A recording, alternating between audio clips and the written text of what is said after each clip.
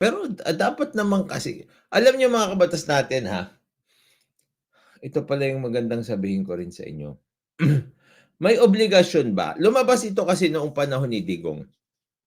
Sinasabi nila noon si Digong ay hindi na nasa mabuting kalusugan, nasa mabuting kalagayan. Lumabas yung balita yun na yun noon, 'di ba?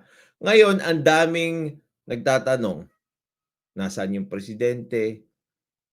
Ni-rush daw siya sa hospital, tapos malapit na daw siya mamatay, incapacitated daw siya, hindi niya na daw magampanan yung kanyang trabaho.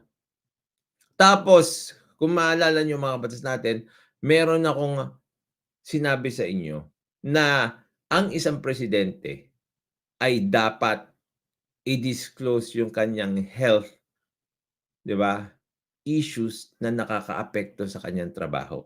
Sandali hanapin ko ha.